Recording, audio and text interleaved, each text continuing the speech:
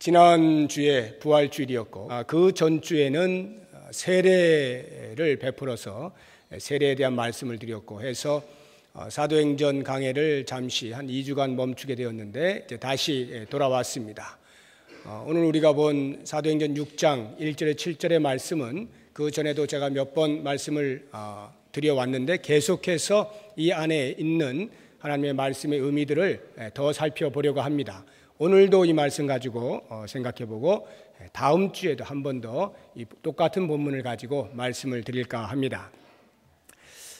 이 6장 1절에서 7절의 내용은 잘 아시는 대로 예수 공동체가 성령의 충만함을 따라서 많은 사람들이 새롭게 생명을 얻고 참 기쁨과 삶을 누리게 되었는데 급격하게 들어오게 되는 일로 인하여서 미처 인격적으로 성숙지 못한 사람들로 인하여서 그 안에 구제가 소홀하게 되는 것 때문에 원망하는 일들이 발생을 하였습니다.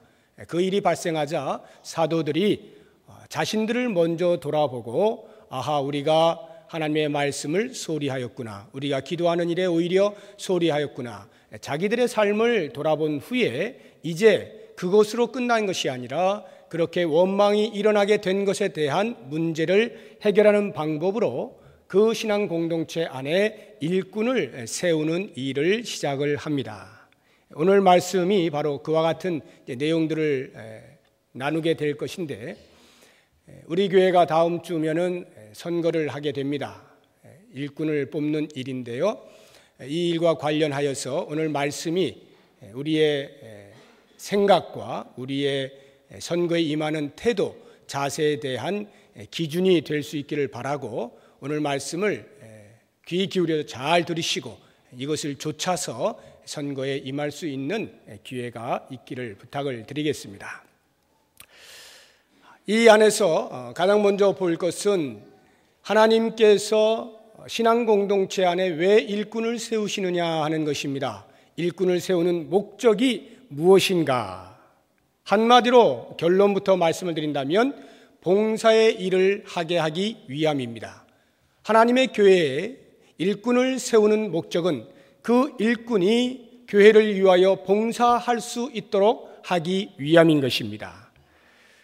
그 당시 초대교회에는 사실 이러한 문제가 일어나기 전까지만 해도 사도들이 모든 것을 다 처리하였습니다.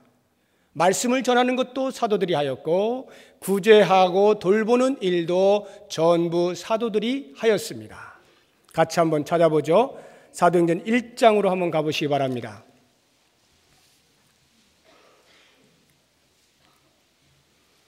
사도행전 1장을 보면 성령의 강림을 기다리면서 베드로가 120명의 성도들과 함께 마가의 다락방에서 한 명의 부족한 사도들의 수를 충원하는 선거를 하는 것을 볼 수가 있습니다.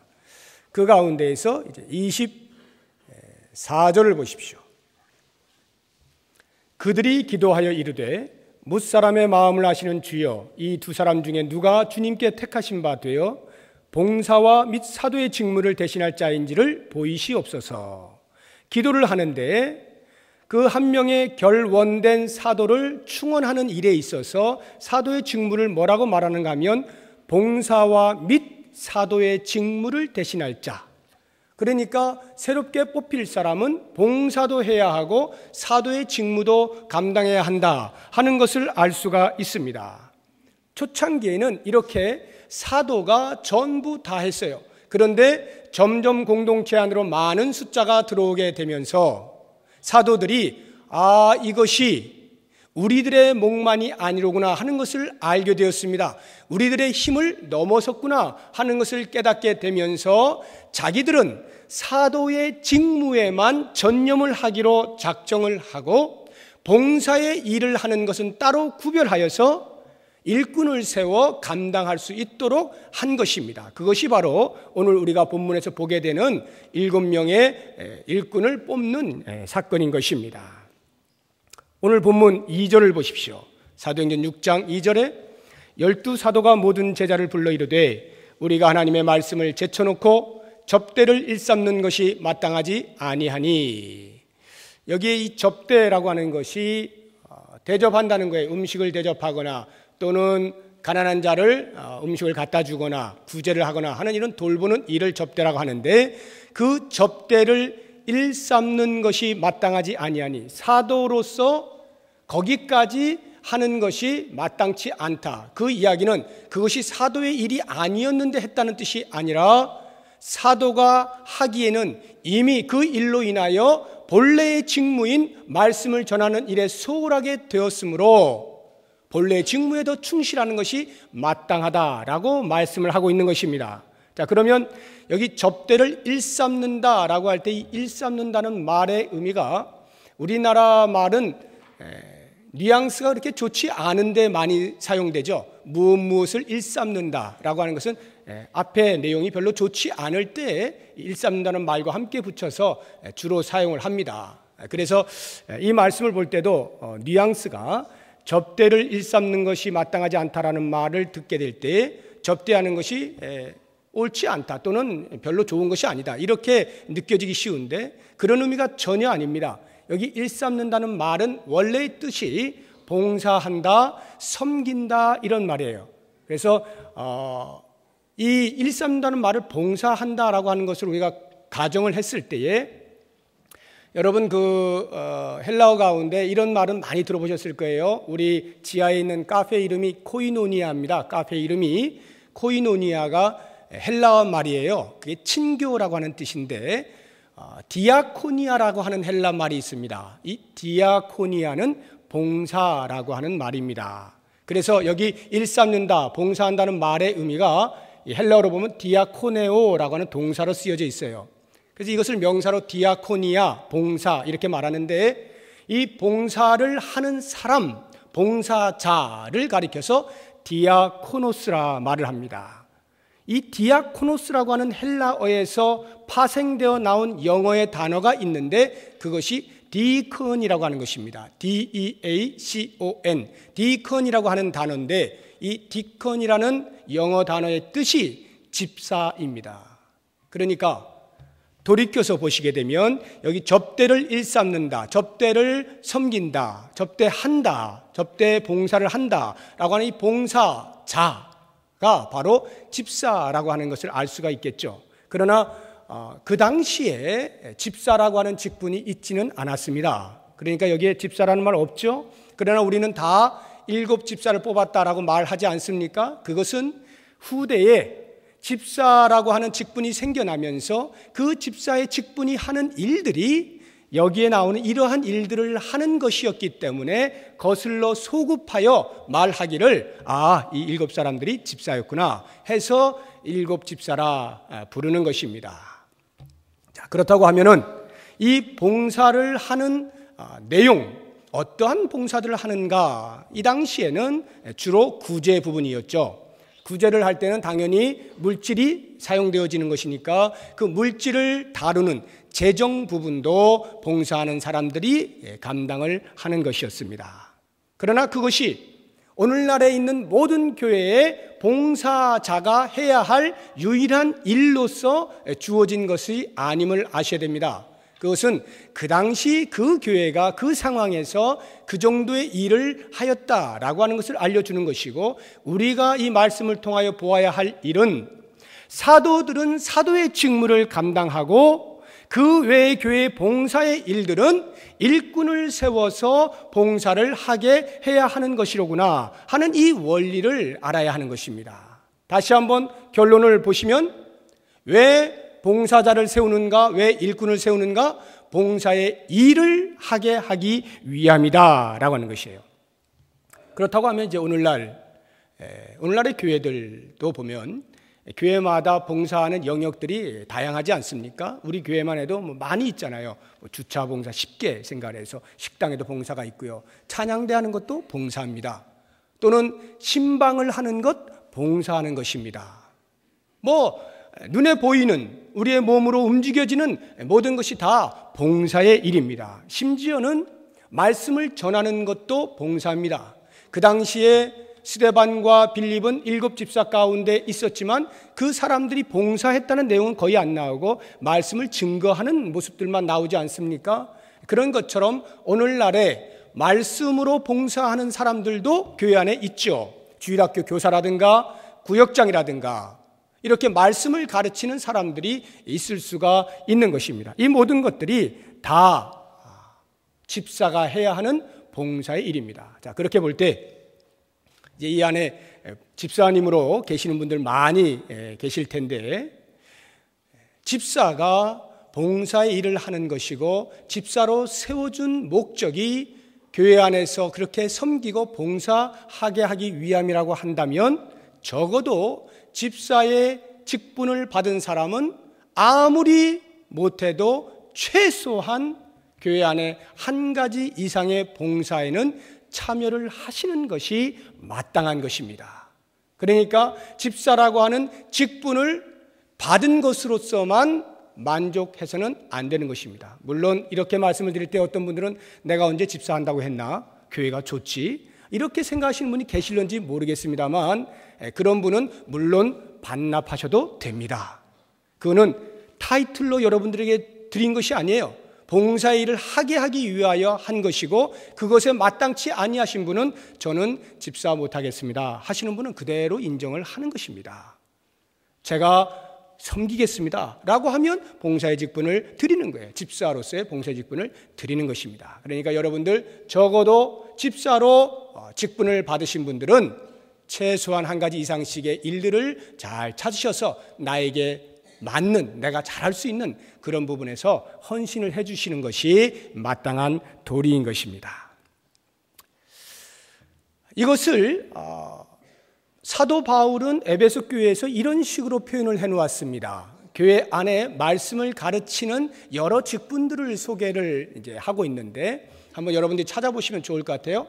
에베소서 4장을 한번 찾아보시기 바랍니다. 에베소서 4장.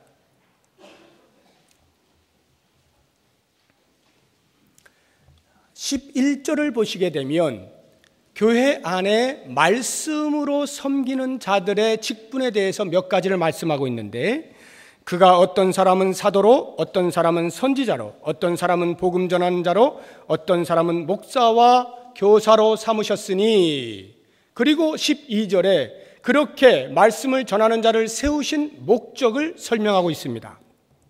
12절의 말씀을 같이 한번 읽겠습니다. 시작.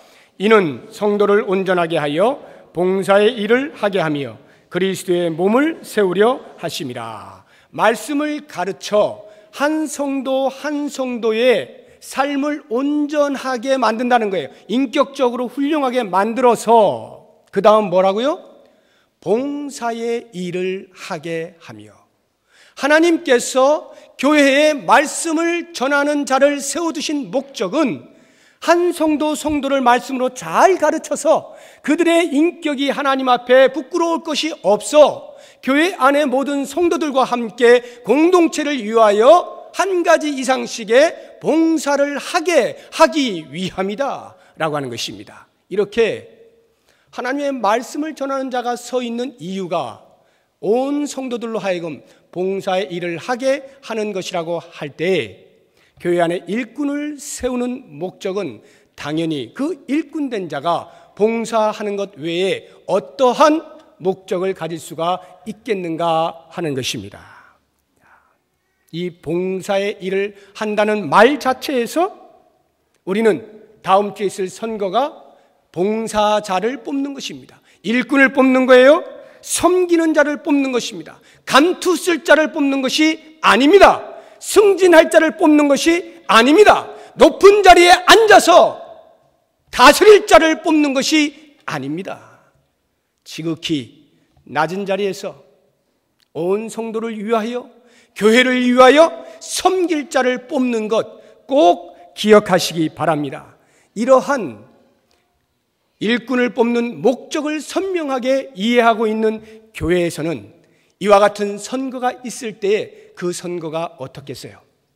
당연히 축제겠죠. 야, 우리 교회를 드디어 바르게 섬길 일꾼들을 세워서 이제는 소홀히 여겨지는 것이 없겠구나 하는 마음을 가지고 기쁨과 축제로서 이 자리에 참여를 하게 될 것입니다. 그러나 만약에 교회가 이와 같은 일꾼의 목적을 제대로 깨닫지 못하고 변질되어지고 희석이 되어진 그러한 모습으로 있다라고 한다면 그 선거에는 온갖 잡음들이 있을 것이고 뒤에서 속닥속닥하는 소리들이 있을 것입니다. 심한 교회는 아예 내놓고 선거운동을 하는 교회도 있어요. 그것은 간판만 교회지 교회가 아닙니다. 어떤 교회는 그렇게는 못하니까 그냥 조용히 목사님 몰래 뒤에서 조용히 그렇게 하는 교회들도 있습니다. 이것 역시 좋은 교회 아닙니다. 여러분, 세상을 보십시오. 정치를 보십시오. 국회의원을 뽑을 때 지금 난리 났죠. 여기 부평을 뽑느라고 많은 후보자들이 지금 경쟁을 하고 있습니다. 그렇게 경쟁을 할 때 그 구도를 잘 보십시오. 모두가 내어놓는 공약들이 무엇입니까? 시민들을 위하여, 시민들을 섬기는 자로, 종의 모습으로. 공약은 다 그러하죠. 그러나 정말 그 마음 가운데 있는 것이 무엇입니까? 그 자리가 탐나는 거 아닙니까? 그 자리가 권력의 자리 아닙니까? 그 자리가 배지가 아닙니까? 내가 어디 가서 자랑할 만한 것 아닙니까? 그러니까 어떻게 해서라도 그 자리를 내가 갖고자 하기에 다른 사람에 대하여 험담하는 것을 주저하지 않잖아요. 그 사람을 깎아내려서라도 내가 되어질 때 만족이 있는 것이 이 세상의 선거의 모습 아닙니까? 그런데 만약에 교회 안에 그와 같은 모습이 그대로 드러난다고 할 것 같으면 그것은 교회가 아니라 이 세상이란 말입니다. 교회가 교회 되기 위해서는 하나님의 일꾼을 뽑을 때 과연 어떠한 심정으로, 어떠한 태도로, 어떠한 행위로 해야 하는지에 대해서 말씀 앞에 비추어서 말씀을 조차 하지 아니하면 아무리 말씀이 선포되어져도 한 귀로 듣고 한 귀로 흘려버리고 내가 늘 하던 식으로 한다면 그것은 교회가 아니라는 거예요. 내 한 사람이 교회의 모습을 흐트러뜨린다면 그 교회가 어떻게 되겠습니까? 그러므로 오늘 말씀을 들으시면서 우리 모든 사람들은 경각심을 가져야 합니다. 나는 그런 거에 전혀 관계없다 할지라도 잘 들으십시오. 하나님의 교회가 어떻게 세워져 가는지를 우리 모두가 깊이 인식하게 될 때에 바른 선거의 모습이 나타날 수가 있게 되는 것입니다. 여러분, 우리 교회가 어떤 교회입니까? 여러분들은 우리 교회를 어떻게 생각하십니까? 정말 좋은 교회이기를 원하십니까? 하나님의 뜻을 이루어드리는 교회이기를 원하십니까? 그렇다고 하면 다른 것 이전에 이제 곧 우리 눈앞에 와 있는 이 선거하는 일을 통하여서 우리의 자세와 태도와 행동을 바르게 보임으로써 좋은 교회됨을 자증하시기를 바랍니다. 저는 여러분들에게 말씀을 전하는 목사로, 교회를 대표하는 목사로 이와 같은 교회의 모습을 어지럽히는 것에 대하여 제 마음이 결코 용납하지 않습니다. 하나님의 말씀이 아닌 모습으로 진행되어지는 것을 보게 된다면 저는 결코 가만히 있지 않습니다. 왜냐하면 하나님의 말씀이 우습게 여겨져서는 안 되기 때문에 그렇습니다. 하나님의 교회는 하나님의 말씀을 조차 행동하고 생각하고 판단하고 진행되어져야 하는 교회인 것입니다. 그러므로 사랑하는 여러분, 깊이 인식하셔서 하나님께서 하나님의 교회의 일꾼을 세우시는 목적은 오직 성도를 섬기고 교회를 섬기기 위함인 것 알아서 여기에 걸맞는 마음의 자세를 가지고 선거에 임해 주시기를 주의 이름으로 부탁드리겠습니다.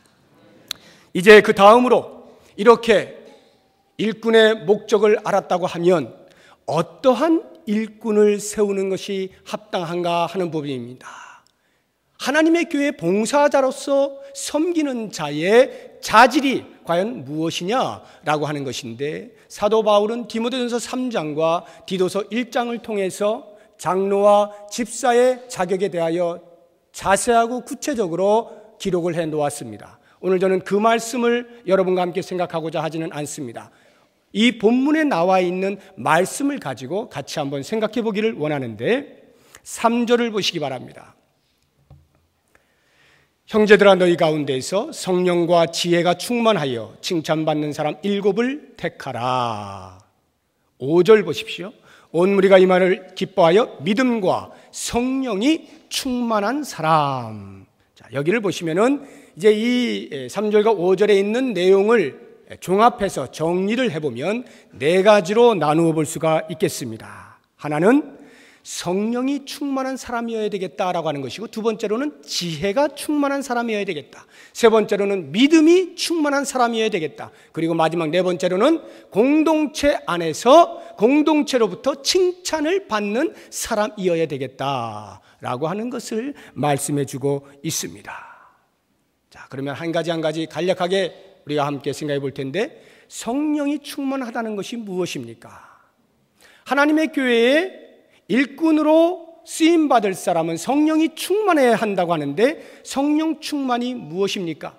우리 안에 내주하시는 성령님께서 끊임없이 우리에게 말씀하시는 말씀을 조차 순종하는 사람, 하나님의 성령이 우리의 삶을 지배하도록 내어 맡기는 사람, 이런 사람이 성령으로 충만한 사람이죠.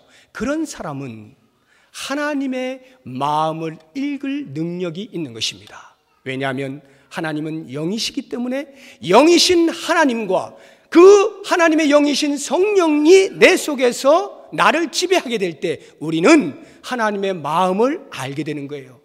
하나님이 무엇을 원하시는지를 알게 되는 것입니다. 하나님이 기뻐하시는 뜻을 알 수 있게 되는 거예요. 이와 같이 하나님과 깊은 교제를 통하여서 하나님의 마음을 읽어낼 수 있는 사람이 곧 성령이 충만한 사람입니다. 기도하지 아니하고 성령으로 충만할 수 있습니까? 기도하지 아니하고 하나님의 마음을 알 수가 있습니까? 불가능하죠.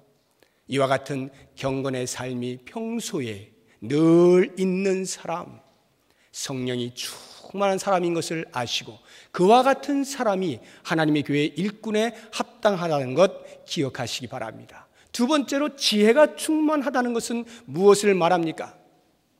하나님의 마음을 알았습니다. 성령이 충만해서 하나님의 마음을 알았는데 그 하나님의 마음을 이 땅에서 이 교회 공동체를 위하여 펼쳐 나갈 때 일이 발생하지 않습니까? 그런데 그 일을 어떻게 하는 것이 효과적인지를 알지 못한다면 비록 하나님의 마음과는 통함이 있지만 그것을 이 땅에서 일을 하는 데 있어서 어떻게 할 줄 모르면 아무 소용이 없는 것이죠.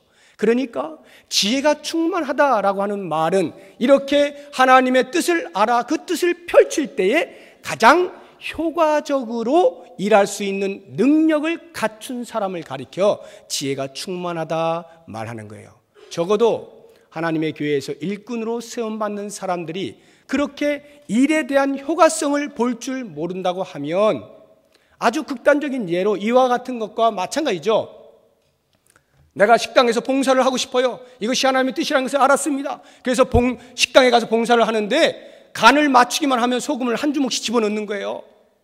계속 짜요. 도저히 성도들이 먹을 수가 없어요. 그 사람은 식당에서 봉사하면 안 되는 것입니다. 아무리 내가 하나님으로부터 받았다고 할지라도 일을 할 줄 모르면 그 사람은 하면 안 되는 거예요. 이와 마찬가지로 하나님의 교회의 일꾼이 일을 하는 방법을 모르고 능력이 없다고 하면 아무리 하나님 앞에 순수하다 할지라도 일꾼으로서는 적합하지 않은 것입니다. 잘 기억하시기 바라고, 세 번째, 믿음이 충만하다고 하는 말은 무엇입니까? 지혜라고 하는 것이 일을 효과적으로 하는 능력이라고 한다면 믿음이라고 하는 것은 그 일을 하는 사람의 일에 대한 신실성을 말하는 것입니다. 아무리 효과적으로 잘 한다 할지라도 마음이 신실하지 못하면 안 되는 거예요. 무슨 말인가 하면 그 일을 잘 해내기 위하여서 세상적인 방법을 동원하여서 그냥 적당히 무마하는 이것은 믿음이 충만한 게 아니고 하나님의 교회에서 일꾼으로 적합하지 않은 것입니다. 하나님의 교회는 반드시 말씀을 좇아서 바르게 시행하고자 하는 애씀이 있어야 돼요. 그것을 믿음이라 가리키고 이렇게 믿음이 있는 사람만이 세상적으로 행하지 아니함으로 더디 가는 일들에 대해서 마음 조급해하지 아니하고 뚝심을 가지고 포기하지 않고 끝까지 밀어붙이는 힘을 갖게 되는 것입니다. 그렇지 않으면요, 조금 하다가 지치고 힘들고 사람들이 뭐라 하고 뭐 이러다 보면 에이 못하겠어, 그건 놔버립니다. 믿음이 충만하지 못하기 때문에 그래요. 하나님을 향한 신실성, 그 충직함이 부족하기 때문에 그러한 일들이 발생하게 되는 것입니다. 이 충성스러움이 있는 것이 곧 믿음이 충만함인데, 여러분들이 선거를 하시게 될 때 그 후보자들 잘 보시고 이와 같은 믿음이 충만한 사람을 뽑으실 수 있기를 바라고, 이제 네 번째로 공동체 안에서 그 공동체로부터 칭찬을 받는 사람. 칭찬을 받는다는 말은 또 다른 말로 표현하면 덕망이 있다는 말이에요. 덕을 끼친다라고 하는 말입니다. 하나님의 마음을 알았습니다. 일을 어떻게 하는지 능력도 있습니다.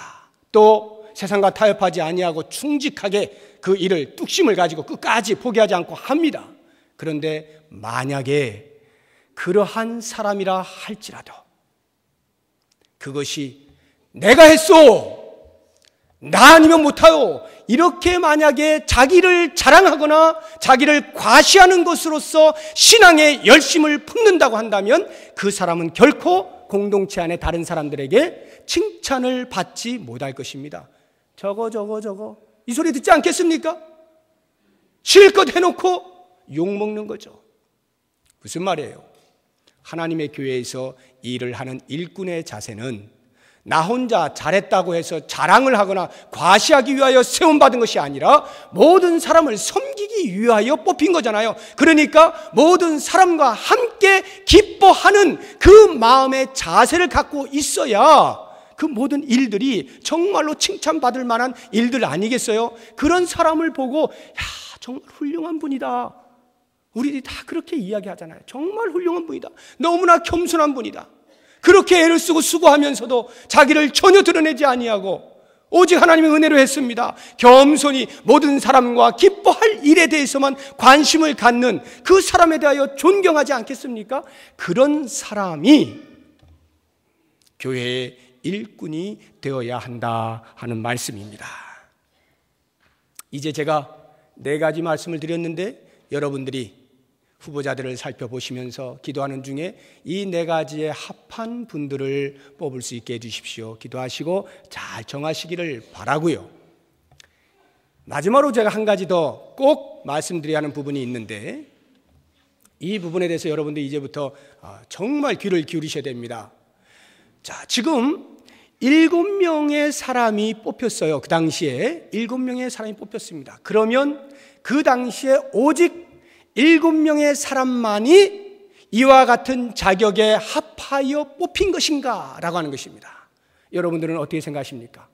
뽑고 또 뽑다 보니까 오직 이 성령이 충만하고 지혜가 충만하고 믿음이 충만하고 온 성도들로부터 칭찬을 받는 사람 뽑고 하다 보니까 7명이 되어서 7명을 세운 것입니까?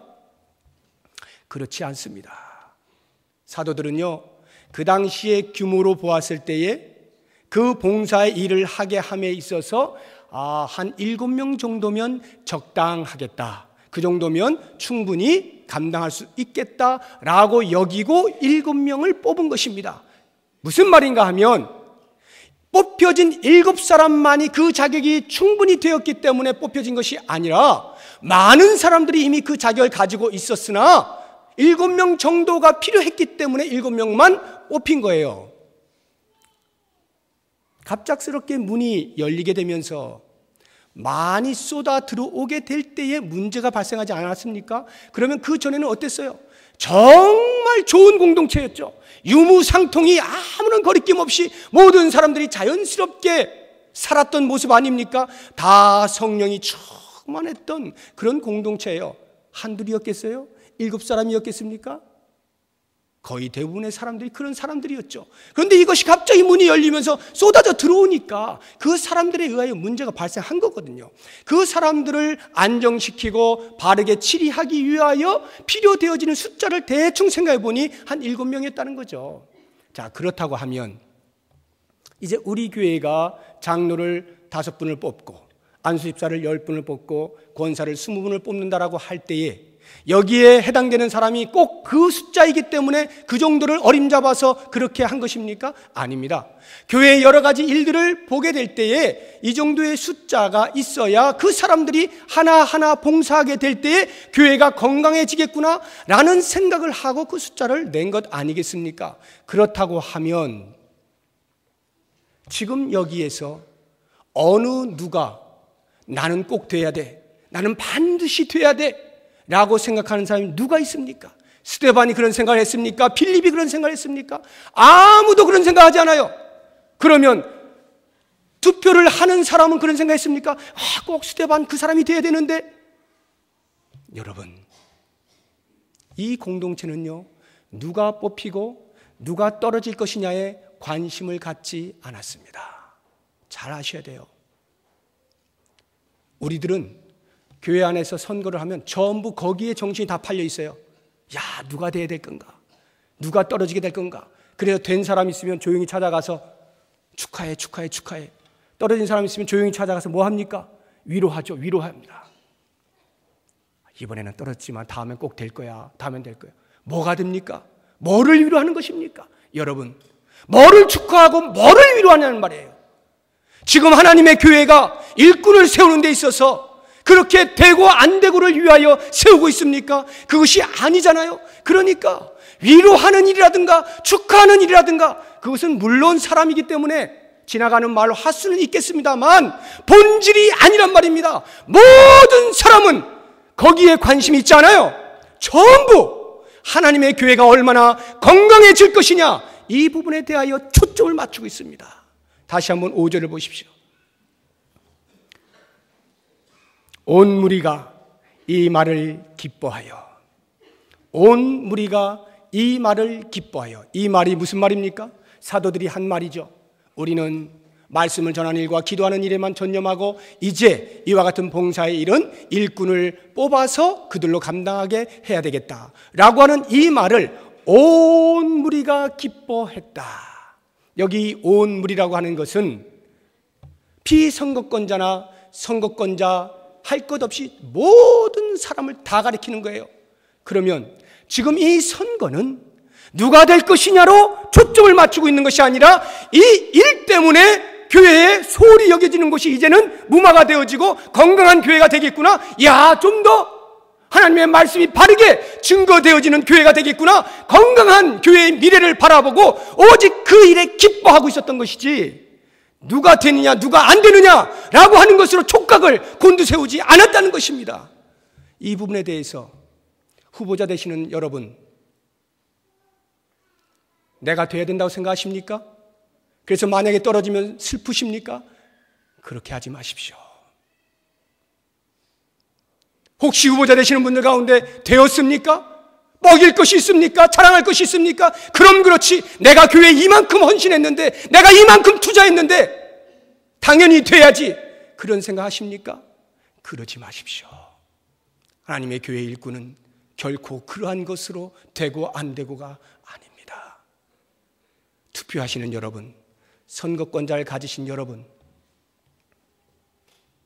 과연 누구를 뽑고자 합니까? 내 아들이기 때문에 뽑습니까? 내 아버지이기 때문에 뽑습니까? 내 아내고 내 남편이기 때문에 뽑습니까? 생각해서 아니라 생각하면 내 남편이라도 안 뽑는 겁니다. 이게 교회를 위하여 마땅히 해야 하는 자세인 거예요. 사랑하는 여러분, 초대교회를 생각해 보십시오. 아무도 당락에 관심이 없었어요. 오직 그들이 관심이 있었던 것은 이 일을 통하여서 이제는 소외되어지고 소홀히 여겨지고 무시되어지고 잠시 우리가 볼 수 없었던 그 빈약한 곳들이 이 일꾼들을 통하여 잘 섬김을 받을 수 있겠구나 하는 것으로 기뻐하고, 그렇게 잘 교회가 안정이 되면 사도들은 오직 하나님의 말씀을 더 깊이 묵상하면서 말씀을 온전하게 증거할 수 있겠구나, 그렇게 되면 정말 기가 막힌 교회가 되겠지, 모두가 그와 같은 기대감과 기쁨을 가지고 선거에 임한 것 그 이상도 이하도 아닙니다. 사랑하는 여러분, 정말 우리 교회가 좋은 교회가 되기를 원하십니까? 정말 우리 교회가 이 땅에서 모범된 교회로 나아가기를 원하십니까? 이 사소한 일 하나에 목숨 걸지 마십시오. 이것 때문에 내가 사니 죽니, 교회를 나오니 마니, 이런 소리 하지 마십시오. 정말로 하나님의 교회에 온전한 일꾼이 세워지고 그 일을 위하여 내가 기꺼이 한 표를 던져서 우리 모두가 얻는 그 한 가지 목적 때문에 기뻐하시고 축제로서 만들어갈 수 있는 이번 선거가 될 수 있기를 예수 그리스도의 이름으로 축복합니다. 기도하겠습니다. 하나님 아버지, 하나님 아버지, 오늘날의 교회가 너무도 많이 변질되어 있어서